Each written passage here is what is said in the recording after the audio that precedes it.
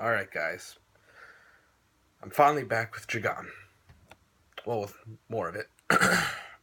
So, uh, we started from where we left off last chapter, I think, with, what was his name? Yadori realizing he has basically started to become fully female, starting to give into, I guess, his biology, you would say. And he and Junpei, what is his name, right? Yeah, Junpei. They go back to, their house, and they have sex. And after that, Yadori starts realizing, yeah, he likes this, but he wants to be loved more. And he starts to look at the picture of, the older guy. I think he was 24 or something. But I can't remember his name right now. But you guys know who I'm talking about if you read the chapter.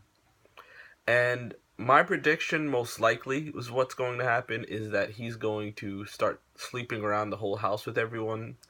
And and then once everybody finds out about it, it's not gonna go well, and he's gonna be put under a lot of stress and pressure because everybody's going to want an explanation, and that's either probably when he's going to transform, and probably I would say he might eat everybody, or I'm not sure, but I just know that's gonna happen, and what would make things more interesting would be if one of the people in the house actually is a fractured human. They just haven't awakened yet. That'd also be fairly interesting if that happens.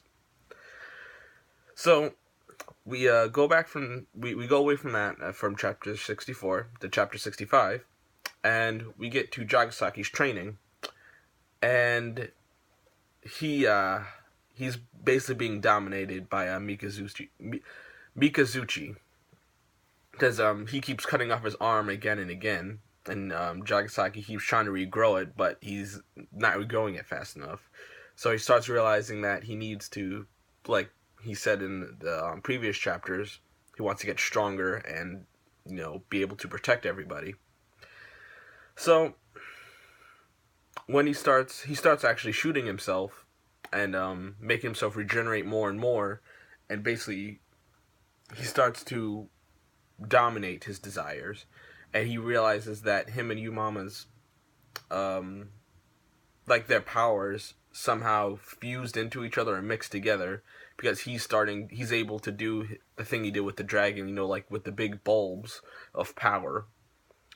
And as well, when he said that, I was like, that is interesting, that that fractured warriors their abilities could mix. Because either Jagasaki always had this, or it's a mixture that, just happened and helped him along.